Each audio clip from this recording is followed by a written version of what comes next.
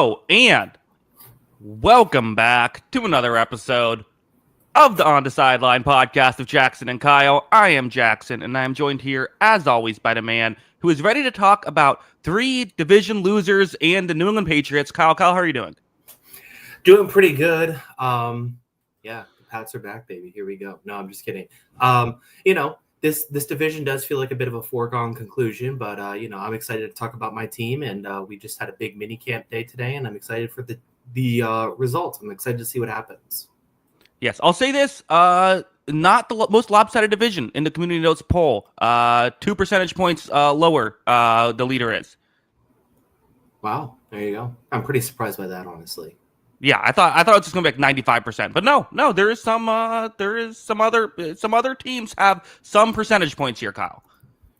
Some that could be skewed by the fan bases here. There are some pretty loud fan bases at the bottom. That is potentially true. Spoiler alert: the Bills are still projected to win by the community notes poll, Kyle, unless you were hoping that the Patriots somehow got that much votes. I was not very optimistic for that situation. This does feel like it is the Bills division now. It has been for a few years, and I don't see that changing really much at all. So yeah, I think that there's one very clear-cut favorite. I don't even need to pretend like it's a spoiler. There's one team that is better than everybody else. It's fine. Yeah, but always intriguing with the other three teams. I do think that, again, we'll talk about some of these teams. I think the question for these other three teams is, can they be better than expected, which kind of is part of why this is considered such a lopsided division. But I do think there is some real intrigue. In fact, Kyle, with your list where you're going to go through and go 4-2-1 to talk about these teams, I am very interested in seeing where you will have these teams from 4, 3, and 2, because I think you could honestly argue any of the three in any of the three spots, maybe. It'd be a little bit tough for some of them, but there's definitely a discussion to be had for all of this. Yeah, I mean, it's close. It's definitely close. I think the Vegas win totals had them all 2 wins apart, 6.5 to 8.5 wins. So they all have them basically sub 500 teams within a game of each other. So yeah, I think you could make the case for any team being 2, 3, and 4. I do think there's one team that I'm just putting towards the bottom for now for some very obvious reasons. But, I do think for the other part, there's a case that they could be pretty good if things change based on last season. So I think it could go either way. Yeah. Well, without further ado, Kyle, because we've already had a lot of ado. We don't need further ado. Let's get into the list. Number 4, where are you going here in the AFC East? Yeah. So we'll start off with the AFC East. This is my 6th ranked division in the NFL. There's one team at the top that is absolutely a Super Bowl contender. I think the other teams took a bit of a hit, especially the teams in the middle of this division. It's not very strong top to bottom. I do kind of see this as a one playoff team division, but that team is very good. Starting at number 4, I had the New York Jets. Yeah. I think this team could, talk itself into being better than what it was last season. A lot of things went wrong, and I think there's a lot of blame on the infrastructure with letting Aaron Rodgers basically run the team a little bit, especially in the offensive side of the ball. They brought all of his guys in, Devontae Adams. I think the Jets absolutely 9 times out of 10 should have taken that risk. They should have taken that risk to take the opportunity to try and win a Super Bowl. It backfired. It didn't work. That being said, I don't think all the blame should go on Nathaniel Hackett and Aaron Rodgers. There's a lot of guys on this team from last season that we had high expectations for, including Garrett Wilson, who got paid, including Breece Hall, who's a young stud running back who was going first in fantasy drafts. Sauce Gardner. You look at all the young Jermaine Johnson, all the young players on this team. It felt like all of them kind of just didn't play well last season. So could there be a thing where young players just kind of figure their stuff out and play better, and this team's better? Potentially. But that's still a big what if. Why did these guys play last season? Could these guys play better this season? And then the whole aspect of it is that Justin Fields is your starting quarterback, which I do think puts a ceiling on your team, even though he had some moments last season with Pittsburgh and surpassed my expectations with the Steelers last year. Yeah, a trend that's going to happen throughout talking about the Jets is going to be, well, this player didn't play great last year, but has played great in previous years. I feel like everyone, sometimes you have those years like the Texas Rangers that one year, a couple years back, where it's like everyone just happened to have career years in the same season. It's like sometimes you have, the Jets kind of did the opposite, where it felt like everyone had career lows. obviously Aaron Rodgers, there was that whole situation. Kyle, we always start off with the two most important people in the organization. For most organizations, I think ownership plays a bigger role with the Jets than it does in other organizations. But Aaron Glenn, completely unproven. I'll give him tier 4 just because I do like some of what he has to do, but like he's completely unproven. Justin Fields, again, we'll see. Like you said, with the Steelers, he showed more to maybe we expected him to. He wasn't horrible with the Bears either, but like he hasn't shown enough consistency to be a starter. So he still is tier 5 for now. And for this season to go okay, they're probably going to need to get better than tier 4 and tier 5 coaching and quarterback play this year. Absolutely. And it's currently looking like tier 4 and tier 5. The Justin Fields thing, like I said, I do think he surpassed my expectations with Pittsburgh last season. That being said, I do think he's the kind of quarterback that in an Arthur Smith scheme where it's kind of built to be safe for quarterbacks, I think he did well in that situation for a reason. I don't know if he's going to have that same security, even though he has some good players on this team to work with. It's still different, right? And I think that's going to be a big question mark for me. And then the Aaron Glenn thing, I think it is interesting. I did like him a lot as an assistant coach and as a head coaching candidate. I just think the fascinating thing as far as it goes with the Jets is typically when you see a team fire a coach, the instant instinct is to go to the exact opposite of what you did the last time. They had Robert Saleh, who was this up-and-coming defensive coordinator, kind of the rah-rah guy, the San Francisco 49ers, brought a lot of energy, brought that defensive scheme, all that kind of stuff. And they went and let him go to bring in Aaron Glenn, who kind of feels like the same guy. And, every head coach is different. Not everything is the same. But he feels a lot like hiring Robert Saleh all over again, where it didn't work. So can it work for Aaron Glenn, and can he make this work? And can he be a better head coach in certain aspects that Robert Saleh did eventually fail in, even if it wasn't all his fault for his firing? Yeah. You're correct. The boxes that Robert Saleh checks are the same ones that Aaron Glenn checks. So it's a bit unique, this situation. But we'll see how it goes. The kind of one of the biggest question marks last season, other than Aaron Rodgers, was the receiving core. They ended up trading for Devontae Adams, who actually played pretty well for them. Obviously, he has now left to join the Rams. Garrett Wilson, we can have the discussion of, is he a great number one, or is he like a okay number one? He's a very good wide receiver. I think he has kind of been asked to do too much sometimes in a situation. I think he's very good, and I expect him to be very good this year. We didn't have a lot of who's who, right? It's Alan Lazard. Tyler Johnson's probably going to get some snaps this year. Josh Reynolds, is he wide receiver number 2 for this team? Is Malachi Corley going to step up and get significant playing time? They don't really have much tight end stuff here either. I guess I'll be nice and give it tier 4 receiving core, but you could easily talk me into tier 5. There is really nothing outside of Garrett Wilson. Yeah. Receivers number 2 and 3 were a problem last season before they got Adams, and then they let Adams walk in free agency, obviously. So this is a big problem. I do think it is an issue. And, like you said, they may be asking Garrett Wilson to do too much sometimes. Well, he's going to be asked to do more because he also doesn't have as good of a quarterback, even if Rodgers didn't have that great of a season. So it's going to be a lot. I think this team's going to struggle to move the ball, especially through the air. I don't think this team is built with skill positions in mind because they just don't have the talent right now. Even though Garrett Wilson doesn't have a ton of talent, I think this team's built more on the interior, and that's where they're probably going to try and thrive with a mobile quarterback, with in theory, a good running back behind him as well, and this offensive line trying to carry him. Let's talk about that running back, because you brought up a couple times, the greatness of Breece Hall, but I think it's fair to say, we've really seen one complete season out of Breece Hall, right? Breece Hall is not, he's been rattled with injuries. He hasn't always given you amazing play. He always shows the flashes, it feels like. Every year he has 180-yard touchdown, and you're like, oh yeah, there he is. But again, can you count on that? Now, Braylon Allen's their backup, who actually I think is underrated, but I'm going to go tier 3 running back. It has the potential to be tier 1, but I need to see it. Absolutely has the potential, but we need to see it for sure. I agree with everything you just said. We have seen the flashes from Breece Hall, but it hasn't been consistent enough. He just hasn't really solidified himself, I think, as that number one guy. I don't think he's created enough big plays. I don't think he's been explosive enough. He put the ball on the ground a lot last season and kept it with that. So I think he's definitely got to improve. And yeah, I mean, I kind of agree with you. I wouldn't be surprised if Breece Hall looks a lot like he did last season. I wouldn't be surprised if this becomes Braylon Allen's backfield. He's still just 21, which seemed, it's year two for him. But yeah, he was young when he came to the NFL. He still feels really young, and he had some really explosive moments. Like, it's still going to take a little bit of time for him, I think. But, there's a lot of talent there for a guy that young. Yeah. So we'll see. I mean, again, it feels like if the Jets are going to be better, like having one of those guys have a good year is probably a part of it. You brought up the trenches. Let's go there now to round out the offense.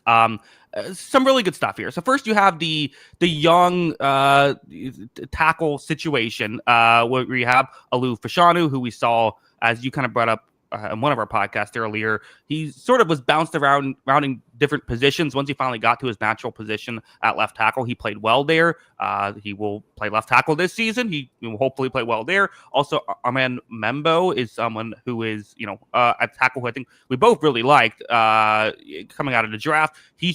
That's good young guys. Now, again, are there going to be some growing pains? Probably. That's probably going to happen, but they should eventually at least be very good.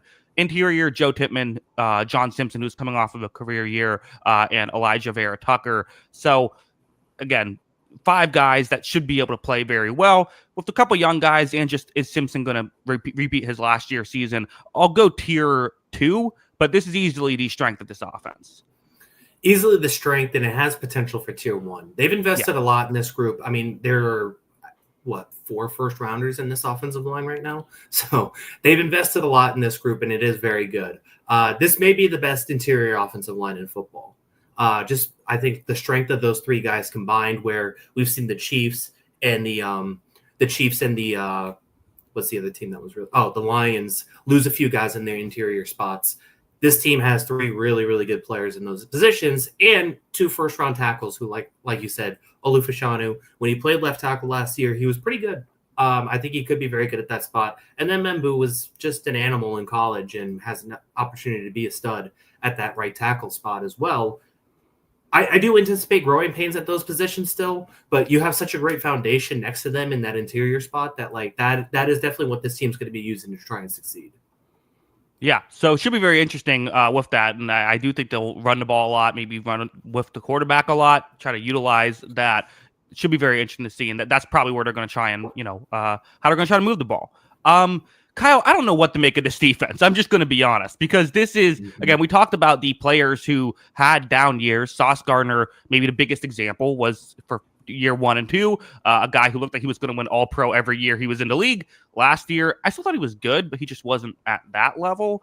And then it's who they bring in Brandon Stevens, who was not very good for the Ravens, which that never happens. So that's not someone I'm banking on necessarily. They did draft Azariah Thomas. You also have Isaiah Oliver, Tony Adams for the corners. Again, we'll see what happens there. For the safety situation, to have Andre Cisco in the mix, and you have Tony Adams will probably play the kind of the corner safety hybrid, but Malachi Moore that they drafted. So I don't know what to make of this guy. I think I'm just going to say tier 3, because I'm kind of throwing my hands up and saying again, what are we going to get out of these guys? Are we going to get them back to what they, if Sauce Gardner is a lockdown corner again, okay, that helps a lot of things. If he's not, this could be tough. Is Brandon Stevens going to have to step up, or is Azariah Thomas going to step up and be a solid starter? This is a complete wild card situation for me.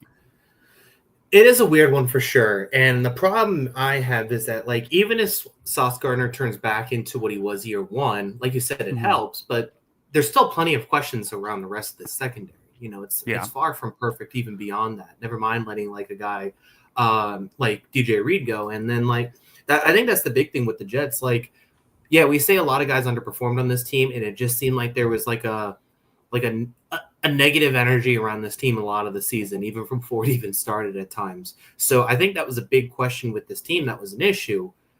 However, if you look at Devontae Adams and DJ Reed, you could argue they lost their 2 best players from last season, and that team won 5 games. And then you're asking this team to play better. So I think if you're losing those two players, I question how you're able to make that up. And like I said, I think Sauce Gardner could be terrific. I still think he has a ton of talent, but the rest of the secondary still has plenty of questions for me. They could throw away from Sauce Gardner. He could have an all pro season all over again, and this could be a bad secondary potentially. Yeah. It's we'll see. Again, but like I said, there's a couple of rookies here that if they can come in and play well, like we saw with the Eagles, how much that changed things when they put more resources into the secondary in terms of drafting guys, but still, sometimes that can be the wild cards. So we'll see how it goes. Front seven, there's a lot of good stuff in the front seven. Even last year, you had Quincy Williams and Jamon Sherwood both are coming off of good seasons. You also have Quinnen Williams, the interior guy, who again isn't coming off his best year, who is for the Jets. But you also have Byron Cowart, Derek Nottie for the interior, and then the edge. Will McDonald, the fourth, who's one of the most interesting players in that he, PFF is not a fan of him at all. He's like 82nd ranked there. He also was really good in both pressures and sacks last season. If you watch him, he had a very bizarre season where he's like great in those awkward moments, but isn't necessarily always the best at just beating tackles one-on-one. Also not much of a run defender. That's part of the issue, but still is someone who is giving you stuff. Hopefully you get Jermaine Johnson back and healthy this year. So, I like this. I like this unit. It's not my favorite in the world, but I'm going to go tier 2s for both run defense and pass rush. Yeah, it's solid up there. This team's built in the trenches, and they have good players across that. With Johnson, with Williams, with McDonald, there's at least something there you could talk yourself into. Like I think, especially like if you combine Jermaine Johnson and Will McDonald into one player, that's honestly a terrific player. But they, that's kind of the two players that you're banking on carrying this group, and I think that they can. And never mind.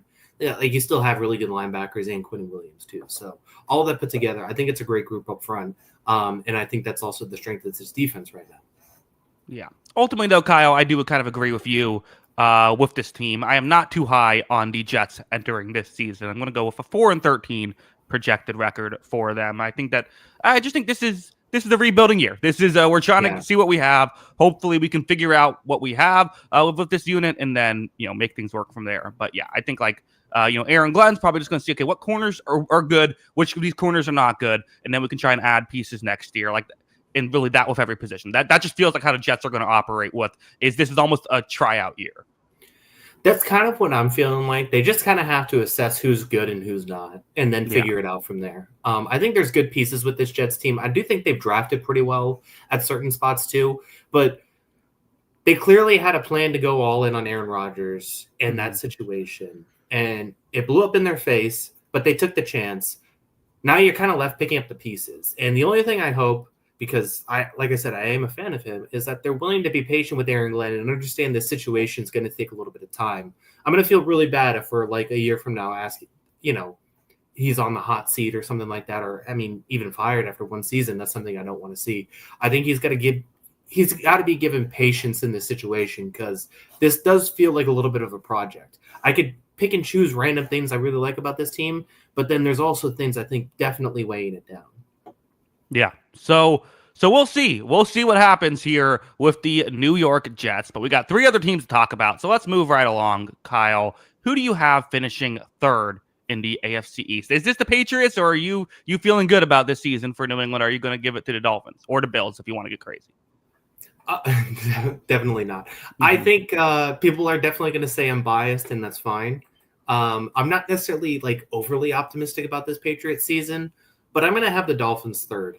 I think there's a scenario here where if you're a Dolphins fan, you could talk yourself into your team and be really excited, and I wouldn't blame you. I think there's a situation here where it could be a very good team and even playoff team potentially. However, this kind of just feels like the House of Cards team when it comes to this season. I think if everything goes perfectly, I think the Dolphins can be a playoff team. But we just see a bunch of guys on this team that I don't anticipate it going perfectly. There's just too much injury risk for me. You look at Tua, where I think Tua had some of his best performances last season when he was healthy, but he wasn't healthy all that much again.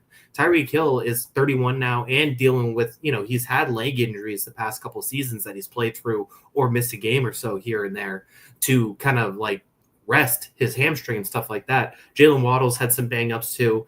You just go through that group, a lot of changes to this offensive line, even on the defensive side of the ball. Jalen Phillips has had plenty of injuries throughout his career. You look at a guy like Bradley Chubb, he has his injuries in his career, even though that was a couple years ago removed.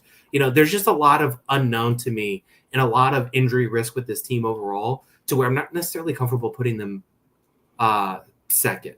I think that there's a scenario where this works, and there's a much larger chance this doesn't work because of things like that. Yeah.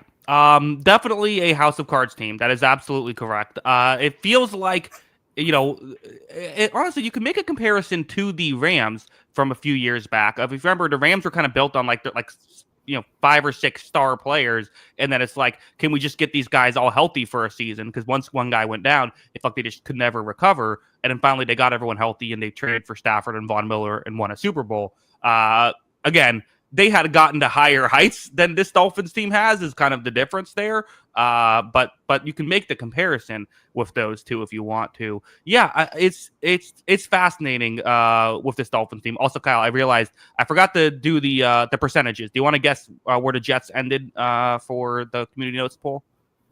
2%. No, we are off 7%. Jets they're not even in last. They're in third place in the division.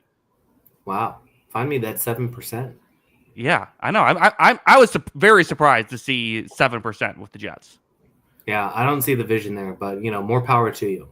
Sure. Well, Jets fans are pumped up. Let's just get into the Dolphins thing. First, you have Mike McDaniel, who heavily criticized. I still think it's a great X's and O's coach. I think it's fair to criticize the other stuff that's come along with him. Although, some of the things I always push back on, the record about Tua, I always kind of say, like, well, look at, who they have. They haven't always had elite backups like they do now with Zach Wilson and Quinn Ewers. But, there's usually some issues there. And then Tua, who, again, Tua when healthy is still really good. Unfortunately, we always say Tua when healthy because he's not always healthy. And basically every season with Tua has ended with his injuries. So as of right now, I think I had McDaniel very low on my coaching rankings. So I'm going to say tier 5 for now, head coach. And then I'm going to go tier 3 quarterback. But again, Tua when healthy is more than a tier 3 quarterback. But can I bank on him playing 17 games and being healthy in the playoffs? No, I can't. Yeah, it's a big question mark for sure. So I think that Tua, when he plays, is very good. I do think this is an ideal marriage. I think like Mike McDaniel has managed to build an offense that really plays to Tua's strengths really well. And I think that matters. Mm-hmm. I think Tua is very good in the offense that he runs. I think he's mastered it in certain aspects. I think they have that figured out. The problem is that he's not always out there, and that changes the complexion a lot. And also, it just feels like this duo specifically and their marriage and as quarterback and head coach, it just feels like they haven't been able to adjust when the going gets tough, if you will. Obviously there's the cold weather conversation, or is he just playing better teams late in the season sort of thing. I think it's a conversation that needs to be that has been had plenty of times. But yeah, it's just one of those things where it's can this team adjust when things aren't necessarily going the way they want? But on script, these two are electric, and this offense can be electric. Yeah, it kind of feels like this is a team that could be, if everything goes well, everyone's going to look back and say, you idiots, what were you thinking, not saying the Dolphins are going to be a great team? Because, I could certainly see that happening early on in the season and maybe even later. Let's talk about the skill position as well. For one thing, starting off the running backs, I actually think this is kind of a sneaky, good running back room where you have Devon Achane, you have Jalen Wright, even Alexander Madison as a third string guy. That just feels like that's going to work really well. I'm going to give that a tier 2 grade. The receivers are tough because it's Jalen Waddle and Tyreek Hill. If you're getting 34 combined games out of these two guys, that's tier 1. Will that happen? Like you said, the Tyreek Hill injuries recently, and is he still at the top of his game? I feel comfortable going tier 2, especially because they do not have a ton of depth. Darren Waller is probably going to be the third option, and he just came off of retirement essentially. There's just not maybe Nick Westbrook-Akine could be something here, but they've always kind of operated under Tyreek Hill and Jalen Waddle are enough. And again, it's the House of Cards thing. If this all stays healthy, it's going to work. But what happens when one thing comes falling down? Yeah. I agree with everything you said. I like this running back room a lot. I mean, even how like fourth string running back Ollie Gordon II had some really good college moments. If you looked at his 2 years ago in college, you would think this guy's going to be a superstar in the NFL. And he struggled a little bit last season. That team changed a lot. I think he could still be pretty good. But yeah, the receiver thing is obviously the big question. Jalen Waddle's got to stay on the field. That is a huge part of it. Tyreek Hill's got to avoid those leg injuries or anything like that. He's just taken some bumps and bruises over the years that feels like they were adding up last season. And then not to mention like the whole off the field thing where, he didn't seem really enthusiastic to be coming back this season. And like how much is, we've seen receivers, you could go back to even like Antonio Brown, Randy Moss. Obviously, I don't think that Tyreek Hill's Antonio Brown crazy, but like you look at a situation like a Randy Moss, like if his heart's not in it, you just can't play football. Like, is he going to be wanting to play for the Dolphins if like the first time something happens and doesn't go their way necessarily? How is Tyreek Hill going to react to that? We've just seen that bring down a lot of teams before in a lot of situations. Yeah, if Tua has to miss 2 weeks, is he going to be that thrilled about trying to play with Zach Wilson? I can't imagine so. Although he could go on another podcast and say he's the most talented quarterback he's ever played with. Maybe. Yeah. Well, I mean, Zach Wilson is a very talented person. Like, the talent is certainly there. Yeah.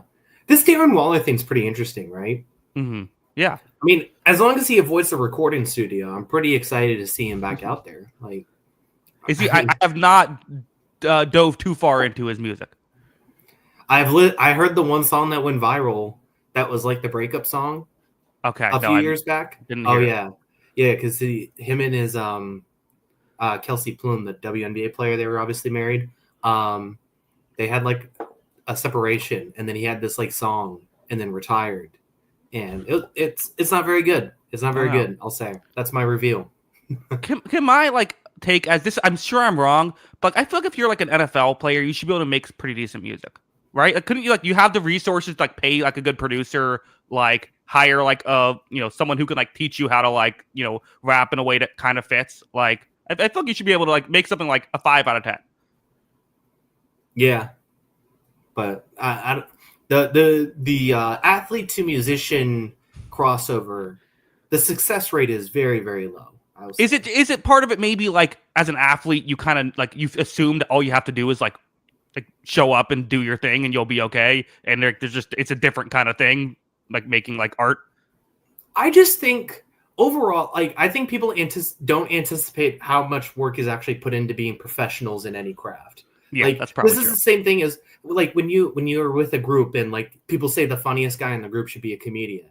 Right. No, they probably shouldn't because they haven't worked at doing like jokes on stage or like work their jokes on stage. That takes a lot of work and effort. It's the same thing. Musicians just don't step in a recording booth and say like, okay, here we go. Let me give it the old college try. Like I think being a professional anything is a lot more difficult sometimes than people like to give credit for.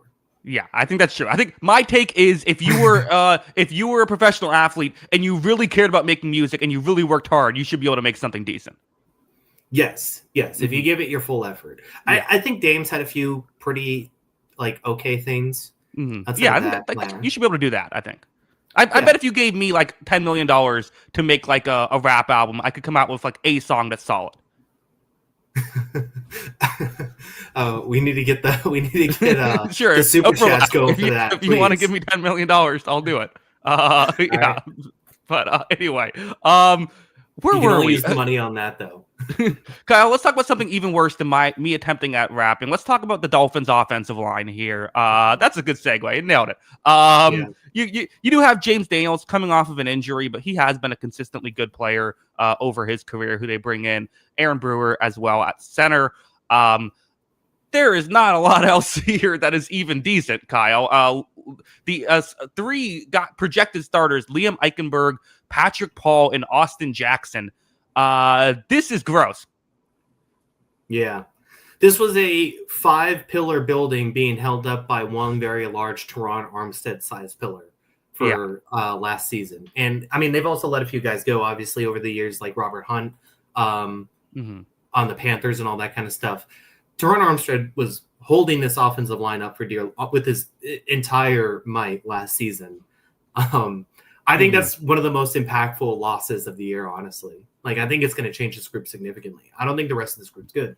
The good news is they run a scheme where the ball's in their quarterback's hands for like 1.5 seconds. So they don't have to work very hard pass blocking. But I think Armstead is a significant loss for the team because this is just not a very good offensive line around it at all. And they've lost too many pieces, even beyond Armstead over the years. Yeah. Mitch brings up in the chat the second round pick, Jonah S, will be the starter, not Liam. We'll see. Listen, I mean, I'm looking at this always happens where people have their different slated starters. I hope so. I hope he's able to come in and play well. But again, we'll have to see how things go. But ultimately, again, I'm not that. He's not someone who I was a huge fan of coming out of college either. So that's not moving the needle for me. Yeah, it's not a great situation. There's not a ton like blocking tight ends here either. So it's definitely going to be a weakness. But once again, I think this is a offensive scheme and specifically a passing scheme that does not need an awesome offensive line to begin with. So they can overcome it. But again, it's still that house of cards thing where, Achane, Hill, Waddle, Tua have to be on the field for that to work, because if any of those pieces fall, then this offensive line issue is going to be very prevalent. Kyle, what an interesting secondary this group kind of looks like. Because first you have Efendi Melifonwu and Minkah Fitzpatrick as the safeties, along with Ashton Davis is in there as well. The corner, Kader Kohu, so is a good nickel corner. So you have the good interior guys. The outside currently, as it stands, so you have Storm Duck, who that's an all-time name. I hope he sticks around just because of the name. Undrafted free agent, came in, kind of played like an undrafted free agent. He's probably going to be corner one with this group, because you also have Cam Smith, who was a second-round pick, but has not gotten a ton of playing time since then. Maybe he can finally figure things out. But this is a bizarre secondary, quite frankly. I don't know. If these are your corners, this is tier 5. I've been wrong before. Maybe I'll be wrong here. But they need a couple of young guys who we've never seen play well in the NFL play well for this coverage unit to even be decent. Yeah. I mean, you're looking at potentially a 5th-round rookie corner starting for this team day one. I mean, it's insane. We just talked about the impact of Teron Armstead. I mean, and losing some players here and there for the Jets as well. This team lost 2 all-pro caliber defensive backs. They lost one of the best corners in the game in Jalen Ramsey via trade, and they lost Javon Holland in free agency for a number that still baffles me how low it was. I still don't understand why he only got paid that much money when he's a very, very good safety. They obviously, I think they cushioned the blow of the Jalen Ramsey thing by managing to get Minkah Fitzpatrick in that trade. But Minkah Fitzpatrick's also one of those guys who I think year to year, I mean, it's the same thing true for all secondary players, can be a little fluky. I think he, wasn't as good last season. I think he was their second best safety last season in Pittsburgh even. And I still think he's going to be a good player. And like I said, he cushions the blow. But this is far from an ideal group for sure. Yeah. Front 7 to finish off the defense right here. So the edge situation is very fascinating, where you have Jalen Phillips and you have Bradley Chubb, both guys coming off of injuries. Phillips had an Achilles injury a bit ago, and it really sucks, but guys just usually don't come back and play as they did before an Achilles injury in the NFL. That's not usually what happens. So I hope because he has shown to be such a good player when healthy. I hope he can get back to that. Bradley Chubb missed all of last year with an ACL injury. If he can come back and be Bradley Chubb, Chubb Robinson was a very effective pass rusher last year. So again, on paper, these are 3 good players. It's just the injury thing has to concern you. For interior, you have Zach Sealer, who was pretty good last year. He had 10 sacks as an interior guy, but also only 22 pressures. So he was very much when he would make something happen, he would get to the quarterback. But still, that's you'll take that. Benito Jones as an interior guy as well, and then of course Kenneth Grant, who they drafted, hoping that he can help fill that out. For interiors, Jordan Brooks, Tyrell Dodson, even KJ Britt is in the mix as a third off-ball linebacker. So I don't know. again, I don't know what exactly to make of all of this, and I would like a little bit maybe more depth interior wise, but I think tier 3 is for both to start off with, and we'll see if they can get better depending on health. Feels fair. Yeah. I mean, the funny thing is, you could talk me into tier 1 for this edge rush group or tier 4, right? Yeah. It's just a bizarre group because, this is probably a tier 1 group. We have seen Jalen Phillips, Bradley Chubb, and Chop Robinson have tier 1 potential. Mm-hmm. And Bradley Chubb's been a stud. Obviously, he's 29 now, but you could also be like a 29-year-old coming off a torn ACL, a torn Achilles for one of those guys.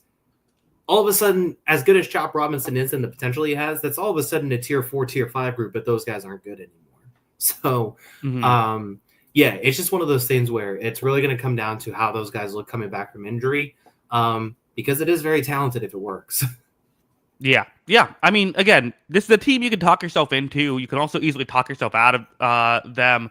Kyle, the Dolphins were 4th in the community notes poll. They were lower than the Jets, which was very surprising to me. Only one percentage point lower, but 6%. Sorry, I spoiled it. Didn't let you guess, but 6% have the Dolphins winning the division. That surprised me. Yeah, that is surprising for sure. So, I mean, look, I think if you wanted to be the optimistic Dolphins fan, I think you could talk yourself into this team working. Mm-hmm. But I also think there are a lot of issues here. I think that there are a lot of high risk situations here. Never mind the weaknesses of this team, specifically at cornerback in the offensive line. If you can't block for your guys and you can't get stops on defense, then it doesn't matter how good, Tyreek Hill and Tua and Jalen Waddle are. You're going to lose games. Yeah, I'm projecting 8-9 with this team. I hope it works out because the Dolphins, when they've been good, have been a blast to watch. Like that 70-point game against the Broncos, they'll always have that. And I still do like Tua, and I like Tyreek Hill and Jalen Waddle and all these guys, A-Chan.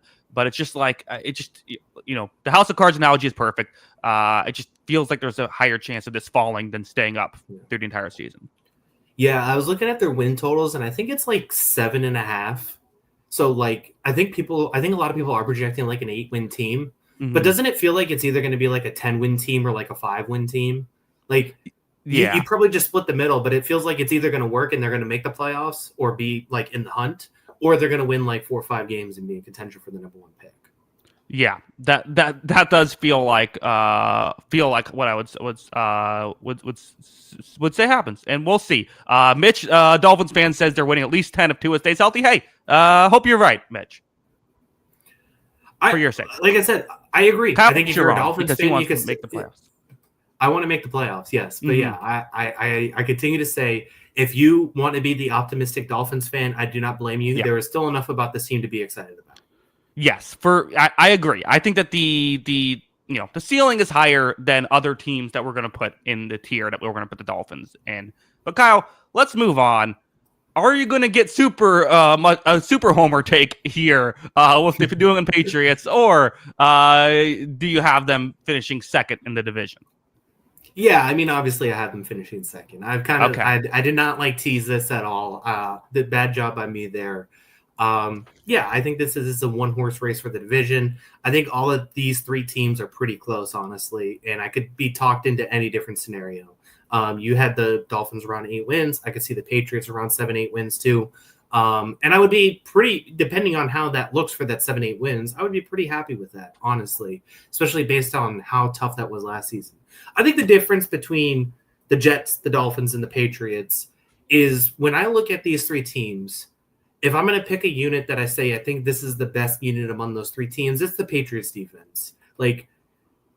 Except for barring the exception of a bunch of guys getting injured, which I think you could make an argument for any team, I just think this defense is going to be really good. I like it across the board. They spent some money on a guy like Milton Williams. Did they overpay for him? Maybe.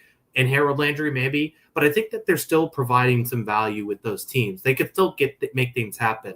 They're going to have one of the best corner duos in the league. They're going to have a great secondary, I think, overall. Jabril Peppers also back in the mix for that team. I think they did a really good job with this defense for Mike Vrabel, who's returning to coaching. The offense still has plenty of questions. We're still going to wait and see. This is all still kind of a mixed bag. We'll see. Drake May shows some real flashes of potential, some awesome moments. You can go back to that Tennessee game, leading that game tying drive, stuff like that. But there's mistakes too. I think he's got a high ceiling, and he's got to fix some things before that's reached. So I think there are still some question marks with the Patriots offense. It's still a mixed bag, but I just think I look across these groups, and I think this defense is going to carry them in a few games that are going to be close. I don't know, Kyle. Is it better than the Dolphins special teams? Yes. I don't know. More impactful. Jason Sanders? More impactful, at least. Joe Cardona, long snapper who was drafted? I mean, come on. Yeah, drafted by the Patriots. Oh, was he? I didn't realize that. Out of Navy. That checks out. That makes sense now. A long snapper out of Navy that Belichick drafted. Sure. Sorry. Getting sidetracked. Kyle, the Mike Vrabel of it all is definitely the part of where your optimism comes from, and understandably so. Did a very good job with the Titans. It was surprising when he got fired. The Patriots are adding him here. He's a tier 2 head coach, in my opinion.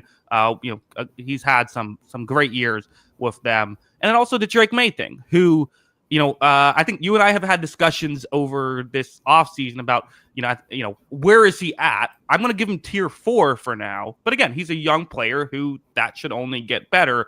I think the question, though, is he going to continue to make the growing pains and continue to get better, or is he just going to be good this year? We'll have to wait and see. Yeah. I mean, it very much is that fact. I mean, he played in a lot of games, ended up last season because the Jacoby Brissett thing was even worse than anticipated. And look, I think QBR is a very flawed statistic. We've been over this several times. However, he finished 17th in QBR, and I think that kind of feels right.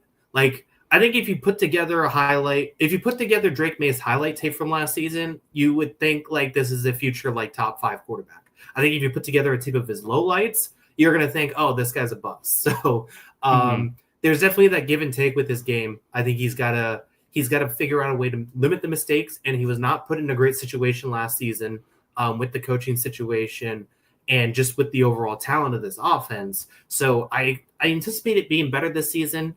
But yeah, I mean, the best version of Drake May can absolutely be a stud in this league. We got to see it run in the form. I don't know, Kyle. The Drake May was 17th in QBR take. That feels very much like me back in 2017 being like, oh, Jameis Winston, look at his yards per attempt. They're actually really good. Listen, he makes things happen. I mean, QBR has been mentioned 0 times in like 5 years of doing this podcast, and now it's getting brought up only to talk about how good Drake May is. I said he was 17th. I didn't say he was like top 5. I know. I'm just saying. I mean, there are things still I continue to say. When it came to extended plays and kind of working off script, there are stats out there that have him up among the best quarterbacks in the league. Like, there are things he does very well. Yes. And so like that, if you're being muttered in the same breath as like Lamar Jackson and Patrick Mahomes as working off script and being able to make things happen, then yeah, you have something working for you. But obviously that is still a very long leap from where he is now to where he can be. And still a lot of projection needs to happen there. Sure. Yes. I'll just sidestep all that. I agree. There are things he does very well. Kyle, the receiving core was an issue last year, and that's part of why I think that people like you and other Patriots fans and other just people in general are saying, hey, this Patriots team could have a lot more going for them with Drake May now that they have, it's just in theory, a better receiving core. You add Stephon Diggs. What is he going to bring to the table? He still was very good for the Texans last year prior to his injury, and with him being a number 1, can that help fill things out? They drafted Kyle Williams as well, player who I really like. You have Demario Douglas, you have Kayshon Boutte, you have maybe you'll get something out of Jalen Polk. Mac Hollins seemingly is good for like 1 or 2 like amazing plays every season, and then a bunch of just being kind of a role player for the rest of it. But like this has potential. Again, I'm not going to go crazy over this group. I'm going to give it a tier 4 grade. But I can see you being maybe a bit more excited about it. More excited because, I mean, like, if you just look at this receiving, if you look at the weapons this team has had the last 3 or 4 years, this feels like the best we've had in a while, and it's still not that good. Like, right. I think that is the big thing. Kyle Williams is, they clearly had an emphasis of getting faster on offense this season, and they bring in Kyle Williams and Travion Henderson, who we're going to talk about the running backs. Kyle Williams has speed for days. There's a lot of potential there, obviously, if that works out. I do see a scenario where, like, if Stephon Diggs looks like pre-injury last season Stephon Diggs, I'm pretty happy with this situation. Like, he looked pretty good with Houston until that injury took place, obviously. And if we get that version of him still, I think he could be a very valuable piece, and that instantly moves this offense up just a little bit, even if it's not the same as like peak Stephon Diggs. And you look at the rest of the group, like Demario Douglas, I think could be a very good slot receiver. Keyshawn Butte played much better when Drake May came in. You still have Hunter Henry, but it still feels like a very much the same thing with the Patriots, where it's like there's a bunch of third and fourth options, but not a first and second option. The only difference is that there's potential for a first and second option, and there's new names here, and that's what you're excited about. Yeah, I agree. And I didn't even bring up Hunter Henry and Austin Hooper as well. For the running backs, again, Ramondre Stevenson, Trayvon Henderson, even Antonio Gibson as a third back. Like this, again, it's very good. Tier 2 grade for me. Yeah. Stevenson definitely took a step back last season. I want to see if he can return to form. I think which is saying something because of how good that offensive line was last year. Yeah, no kidding. Yeah. Look, like, yeah, it wasn't the best situation. And plus, a lot of teams were basically just daring them to hand the ball or begging. They were playing against him specifically because he was so it changed a lot. But still, there's going to be a lot of pressure on him because Gibson did play well in spurts last season. He's a good backup back. And then Travion Henderson, like, I think he was imperfect at Ohio State, but, like, man, is he explosive. He could take any ball to the house. And, like, if you look just at his freshman year tape, you think this guy's going to be a superstar. So there's potential there. Mm-hmm. Yeah, no, I like them a lot coming out of college. The offensive line's a bit tricky, right? Because you have Morgan Moses, who's been a pretty solid right tackle, kind of a journeyman guy, but kind of he's always been like if I make a video every offseason, like 10 underrated signings that'll help the team, Morgan Moses has been in like every single one I've ever made because he's always like someone who's just like not talked about a lot, but tends to help when he goes to a new team. They also drafted Will Campbell, who, again, a lot of people don't see as a tackle. He's going to start at left tackle. We'll see if that can play right away. You have Mike Onwenu as a guard. You have Cole Strange, who will hopefully be back and healthy as the other guard. Garrett Bradbury they're bringing in. It's interesting. I think I'm okay with going tier 3 with this. It's probably closer to tier 4 than tier 2, but like they're, again, on paper, they should have 5 guys who can at least play. Yeah. It doesn't feel like there's any weak links anymore, at least. Like, Vidarian Lowe doesn't have to play for this team, thankfully. But, like, Mike Onwenu is a good right guard. When they start to have it bounce him around because they're trying to make up for other positions, I think he struggles a little more. When he just put at left guard, I think right guard, he's a good player. Morgan Moses, like you said, he is old reliable. He doesn't get paid a lot, it seems like, every offseason, but he always ends up making an offensive line a little bit better. Cole Strange hasn't quite worked out what they wanted for the first round pick, but I also think he's one of those guys where it's not a disaster when he's out there. And then the two things that I think really could boost this offensive line, where I could put it into tier 3 or tier 2 category, is the 2 rookies. I think Will Campbell at left tackle, there's potential there. He wasn't my favorite tackle in the draft, but like they clearly had a culture thing that they wanted with him and the intensity that he brings. They want that at that left tackle spot. And I still think he could be a good player. I just like Membu a little bit more. And the other one is, they have Garrett Bradbury, but they also drafted Jared Wilson. And I just wouldn't be surprised if Jared Wilson wins that job. We'll see. It's early in training camp, but if Jared Wilson's the starting center, and is pretty good from day one, I think that there's a chance of it for sure. Kyle, Ed in the chat says Strange is the backup. He won't start. Is that true? I guess there's a potential for them shuffling things around, whether it's Layden Robinson or City So, but those are also guys that haven't really shown anything either. So I don't know. Yeah, listen, all we can go off of is the information we have. Every podcast is someone saying, "Hey, this person's not going to start, it'll be that person." Like we're going with the information we have. Yes, some of this will end up being different come week 1. Kyle, let's let you get excited a little bit. Let's talk about this secondary. I mean, you have for the safeties, Jabril Peppers, Kyle Duggar, also Jalen Hawkins and Del Pettis here for the corners. I mean, Christian Gonzalez, Carlton Davis, Marcus Jones. Kyle, this is tier 1. It's very good. Yeah. I am excited about this group. They didn't need a guy like Carlton Davis. I think we just wanted kind of like a better corner for that number 2 spot. But why not just building your strength and go stay? Let's just go be awesome in the secondary next season. You have, a guy in Carlton Davis who's been a number 1 corner at multiple stops now, coming in and being your number 2 guy. Him and Christian Gonzalez could be one of the best man coverage units in the league. You get Jabril Peppers back. He had the off the field issues. That was all cleared up. He's all back. He's good to play. Him and Kyle Duggar in that safety spot. I think that is going to help Kyle Duggar a lot too, because I think he was asked to do a whole lot more than he wanted to last season, or you would want Kyle Duggar to. That safety group I think is going to be awesome. And then Marcus Jones, like, he's an imperfect player to me just because of the size limitations, but at the same time, he's a big play threat on defense. Like, he can make things happen. So I love that group. I also think they got better at coverage linebacker spots with Spillane and Christian Ellis. I'm excited for that group for sure. Yeah, and then to round it out with the front 7, so they bring in Harold Landry, pay him a bunch of money. You have Keon White, you have Braden Swinston, who I think could be a good pass rush specialist for them, which might be necessary because for the inside, you have Christian Barmore, who hopefully you get him healthy here. And then, Milton Williams, who I'm actually very fascinated in what we're going to get out of Milton Williams. He's someone who was really a pass rush specialist with the Eagles. They tried to only utilize him in those spots, but in this situation with New England, are they going to put him in more? Just try to get him with more snaps. I could see something like that. Also, Kayvon Chason, kind of an interesting flyer there at the at the edge position as well. For off-ball linebackers, you have guys like Robert Spillane, Marte Mapu, Christian Ellis.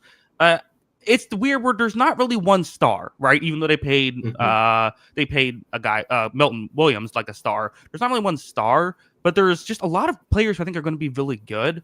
So I'm a little concerned about the pass rush, and I think they're going to have to rely on their specialist a little bit, and that's kind of where I'm a little bit weak. So you can almost argue it's like tier 3s for both. I'm going to go tier 2 run defense and tier 4 pass rush. But again, can they just sort of mix and match the pass rush and make it work? I think there's potential for that. Yeah, it's a bunch of guys that like you could talk yourself into, but you still want to see someone take the lead. Chason was good last season. I think Chason could actually be a pretty good pickup as an extra pass rusher there. Harold Landry, it's kind of interesting because Harold Landry is the big like raw number stats guy, but not the good advanced analytics guy. And I think Keon White is the guy who doesn't have like the raw numbers, but is the analytics guy. So like, how do those mesh? I also think like Christian Barmore now being healthy, him and Milton Williams are going to be able to provide some interior pass rush. I think that is something they're going to rely on too. But yeah, I agree. There's a lot of names and a lot of guys you're interested in, but there's no like standout player for sure. Yeah. So where am I at? I'll say where I'm at with this Patriots team, and then I'll ask you what do you think? I kind of like this team. Like I think they're a year away. At least I think they need to still improve upon the offense, and the criticisms of, should they have put more resources into the offense this past offseason? I think they would have liked to. There was, again, Chris Godwin turned down their contract, right? Like they tried. It just only so much can be done. And at a certain point, you have to just help what you can help. Ultimately, I think this defense could be really good. I trust Mike Vrabel. I think the offense could be better. I think I'm leaning towards like a 9-8 record with this team. I still don't think I see them as a playoff team, or maybe they can squeak in as the 7th seed. But I do think this is a team that I expect to be much better this season.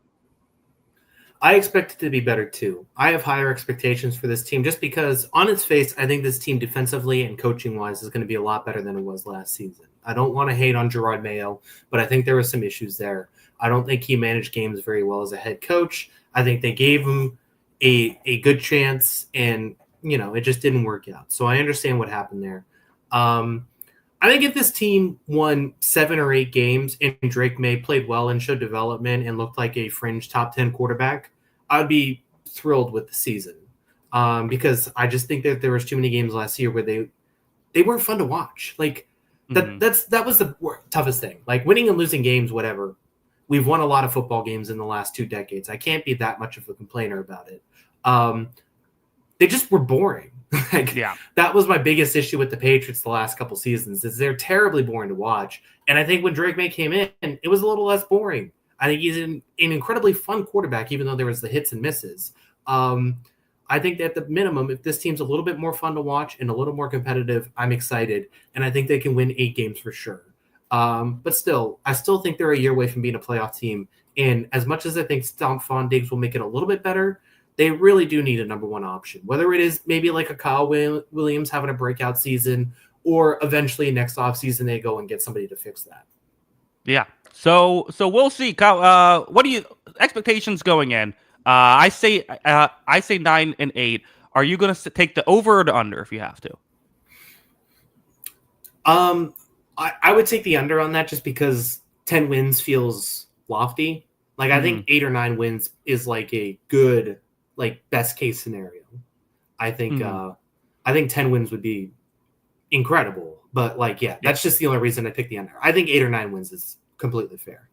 Yeah. So with that, just looking at my AFC rankings, that would put them just outside of the playoffs for year one, but still you get back in the hunt graphic, Kyle. That's where you're at right now. Yeah, if they're in the hunt, I'm thrilled. Like I really, like I said, be fun to watch and be in the hunt. That's all I want. Yeah. Kyle, a team that has been in the Super Bowl hunt these past couple years, the Buffalo Bills, are once. I guess I should ask about the poll. How many people do you think predicted the Patriots to win the division? 9%. 11% have the New England Patriots winning the division. That is second most. So you were not alone. You were not alone in your Patriots hype. Other people also agree that they should be second. Yeah, I mean the Vegas win totals have them the second highest too. They're 8.5, so I think they're kind of around this zone. It's just the separation between 2 through 4 is smaller than the gap between 1 and 2. Yeah, I think so as well. I think that there could be. I mean, Kyle, I think I was trying to think: is there a chance the Bills could win more games than the other 3 teams combined? Like, is that possible? I think probably not, right? The Bills would have to win like 15 games. And then like if the Patriots won like 7 and the Dolphins and Jets each won like 4 or something like that, I guess that would be tied. So like it'd be tough, but I think you could maybe talk about it. Greater than 0% chance. Yeah, it's definitely going to take a lot, but I guess, sure. There's greater than 0%. This Bills team is, as we obviously transition into that, this Bills team is really good, man. We continue to say it. We continue to wait for it to happen. They've been very, very close the last few years, but you just continue to look at this roster. I mean, I think this offense is going to be even better than it was last season, and it was pretty darn good. Josh Allen obviously won the MVP. I think it could be even better this season with all those pieces. And then the defense, there's still a few things I don't love about this defense. There's still a few weak spots for me, but they took some chances, and I think there is a chance those risks pay off and really elevate that defense too. This team's absolutely a Super Bowl contender.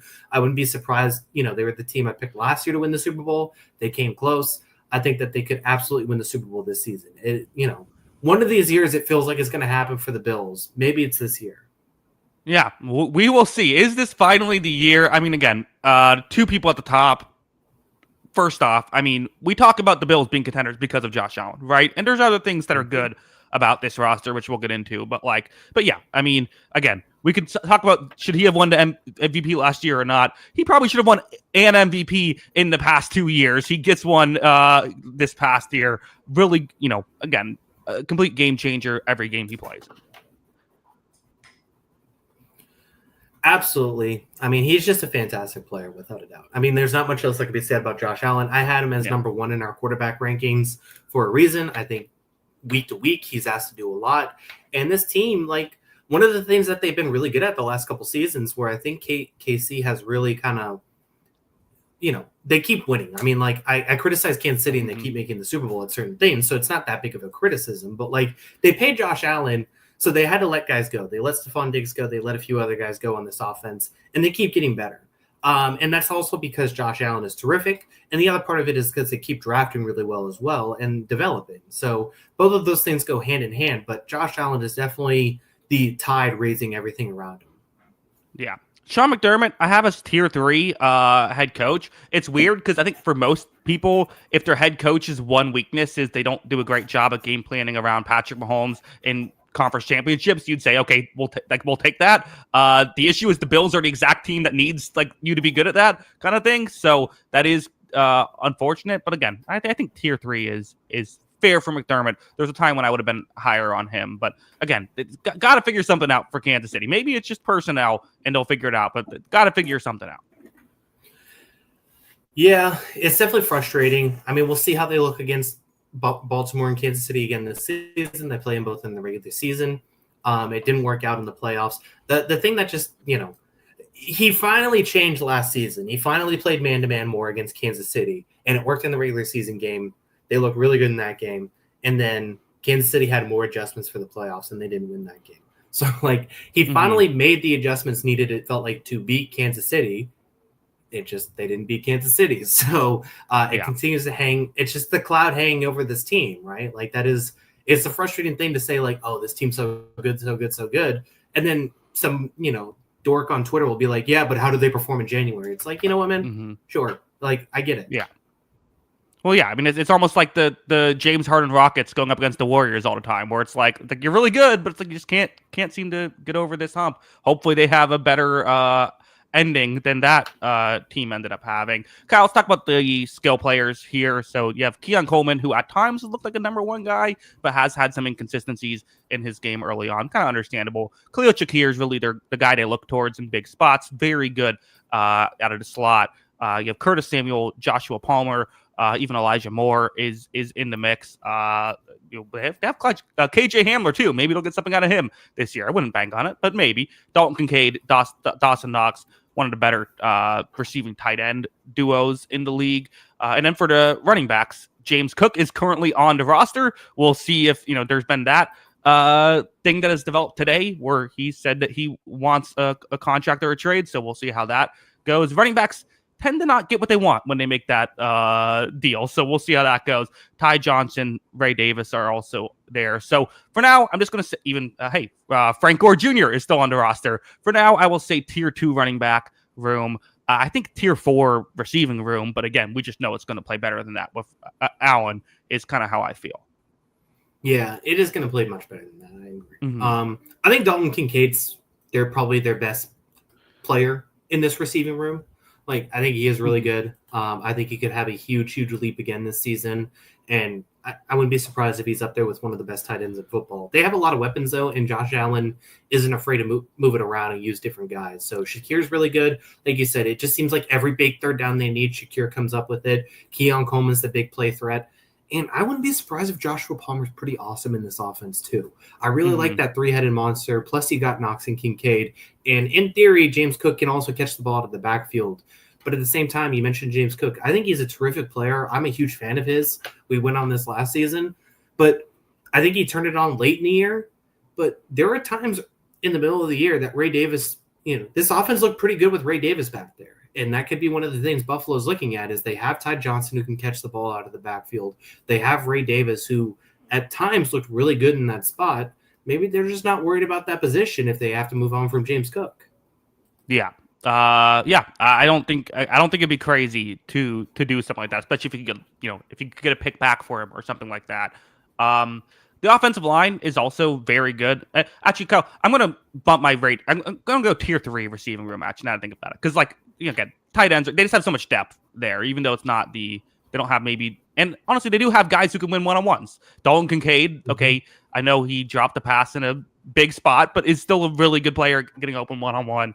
And I really think that Khalil Shakir is someone who can win there as well. But anyway, offensive line, Deion Dawkins, Spencer Brown, awesome pass protecting tackle duo. It'll be 2 out of the 3 of Osiris Torrance, Alec Anderson, and David Edwards at the guards. Connor McGovern will start at center. This is really good stuff.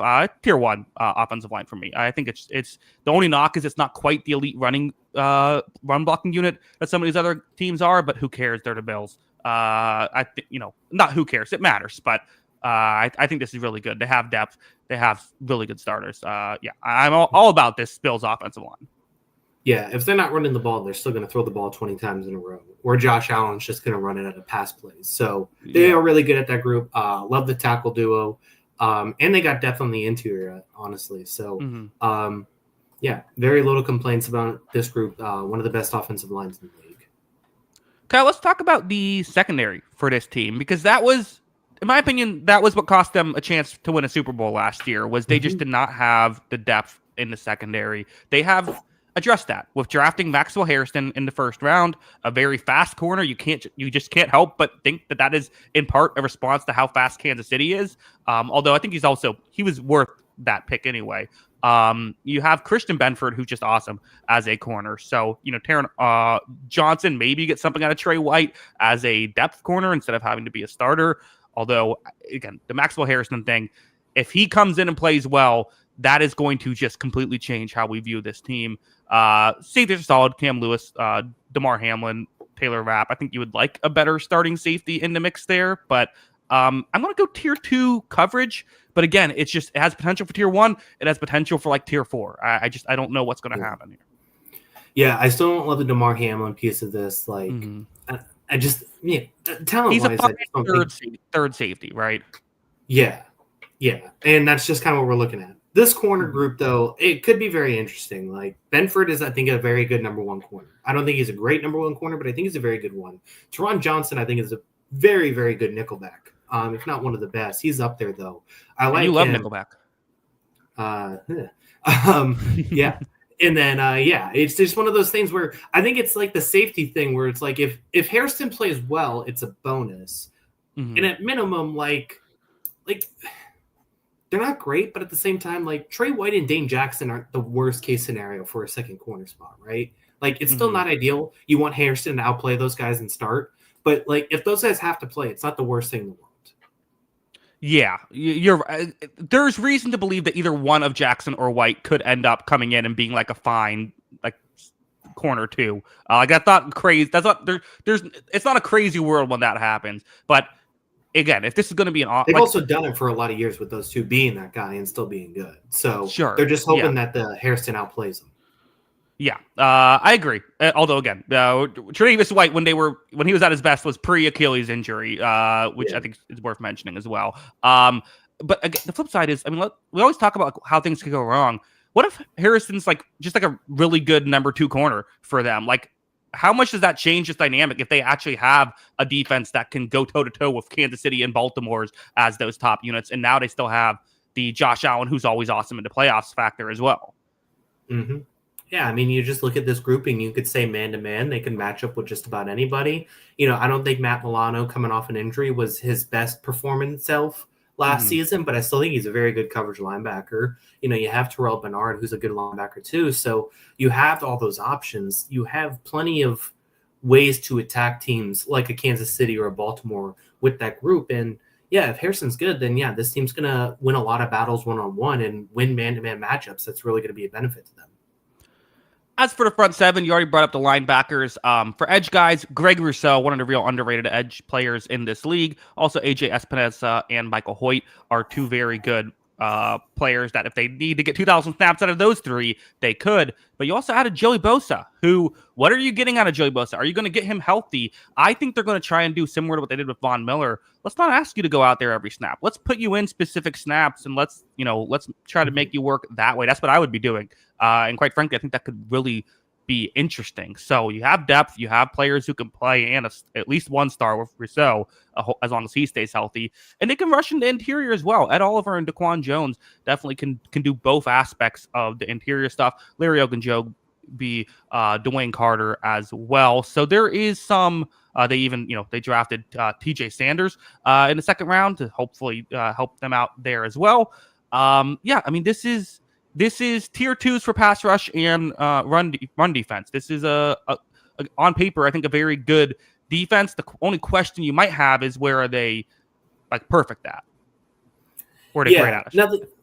Nothing necessarily feels perfect except for Rousseau's a very, very good player. So I really like him. I agree with you. It definitely feels like if they can keep Joey Bosa on ice as much as possible. Joey Bosa the last 3 years, even the advanced numbers probably weren't as good as peak Joey Bosa in 2019, 2020-ish. But he was still good when he was on the field. He just wasn't on the field enough. So I think you're excited about that. If you can keep him in specific situations, specific spots, I think he could be a very impactful player next to Rousseau. And then it's another one where it's if you get anything out of Joey Bosa, it's a bonus. Landon Jackson and AJ Epineza having to play is not the worst case scenario for this team. So they got options there, and they're good at linebacker, and they're good in the interior defensive line. So there are 6 really good players, and Joey Bosa makes it potentially 7 really good players. Yeah. Kyle, there's a lot of really good players on this Bills roster. I'm projecting 14-3 for this team, which ties the Ravens for the highest projection that I have so far. So once again, Ravens, Chiefs, and Bills are my top 3 teams in the AFC. It once again feels like it is going to be those 3 teams competing at the end of the season like it has been. 76% say the Bills will win this division. Second most, only 2 percentage points behind the Texans. And again, Texans might not have had the competition that even this not incredible division has. So that's a big factor. But yeah, excuse me. I mean, again, my take on the Bills is everyone's take on the Bills. They could be really good. Could this be the year? I actually am buying into it more this year than I have in previous years because of just, the Maxwell Harrison question. Yeah. I really liked the team last year. I was buying in when it seemed like everyone was selling. And they performed to my expectations, I think, throughout. And I think they got better this offseason. So I think if you're not picking one of those 3 teams to win the AFC, you are either a homer for your favorite team or trying to be different, right? It just feels absurd to not pick one of those 3 teams at this point. This team is loaded, just like the Ravens, just like the Chiefs. It's going to be the battle. And, the Chiefs clearly have the upper hand in January. We continue to see them come up in those big games. But, anything is possible. Every year can be a little bit different. Yeah, absolutely. So it's interesting to see. Everything can be different except for in January the Chiefs will win. Yeah, we'll see them in the Super Bowl. That's fine. Yeah, it's okay. But it'll be fun. It's fun to do ready for this whole season where we're like, this is the Bills' year, and then Super Bowl happens. How did it happen again? Can you believe those calls that went against the Bills that the Chiefs got? We're doing it again. Yeah. So we got Chiefs, Eagles last year. I mean, we sticking with the trend. We're making all these predictions. It's going to end up Chiefs 49ers this year. Yeah, I think so. What would be the worst matchup for? I think it's just Chiefs Eagles again, right? I mean, wouldn't it be kind of interesting, the grudge match, the winner takes all? We get the Thriller Manila vibes for the NFL, where it's the 3rd round between these 2 teams. We haven't really seen that in the NFL. We see it in a lot of other sports. You talk about Cavaliers, Warriors. You may not get it in baseball as much because there's just so much variance. But we got it with Edmonton, Florida this year with the rematch, and I think people would be really I think some fans would be like, "Oh, this is boring," but I think the 3rd round between those 2 teams would be pretty interesting. Yeah, I guess you're right. Yeah, Kansas City, San Francisco would be a lot worse, even though I don't think San Francisco is really a contender this year. But that would be the one where it's okay, Chiefs beat them twice. We don't need it a 3rd time. Yeah. Yeah, I guess so. I don't know. It's weird. Yeah. When is the last time we've had a rematch? Was it the 2 teams playing each other 3 times? Or I just mean back-to-back years. It was the Broncos did they have in the 90s have something like that? I forget. But I think we had a Broncos Packers. No, I could be wrong. I think that sounds right. I think that might have happened. But I think it might have been the Packers won the first time and the Broncos won the second, something like that. But yeah, I don't know. The Patriots, and then I think they played them twice or something like that. But it could have been, I don't know. I would have to go back and look at it. I'm sure. I think the Bills and Cowboys played a couple times, if I remember correctly. But who knows?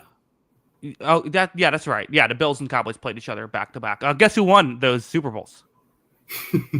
Sorry, Bills fans. Yeah, it's tough. Yeah, but we'll see. Maybe this is the year. Kyle, we are done with the AFC. We have finished half of the previews. Next week, 6 p.m. Eastern, we'll be doing the NFC North because we want to end with the South there. So NFC North, talking about that'll be a great division to talk about. NFC North is absolutely exciting. I'm excited to talk about all 4 of those teams. I could do it right now if you want, but yeah, I'm very excited for that podcast. I think that is going to be electric stuff. Okay, let's do it right now. Let's do a double show. I think I'm okay, actually. Okay. Yeah. Good. Thank you to everybody for watching. Kyle, do you have any other final thoughts? No, I think we're good. And MLB trade deadline coming up. We'll see what happens there. kind of just waiting for that to see, like, that's kind of when baseball, I feel like, really flips into gear for the casuals, when everybody kind of has their roster set and you have that 2-month kind of crash course for the playoffs. Like, Red Sox are losing some games out of the break, but after the deadline, I get really excited or not excited, even though, I've been watching a lot of these games. Yeah, it should be. And there's no other sport, so it's like baseball's like the thing right now.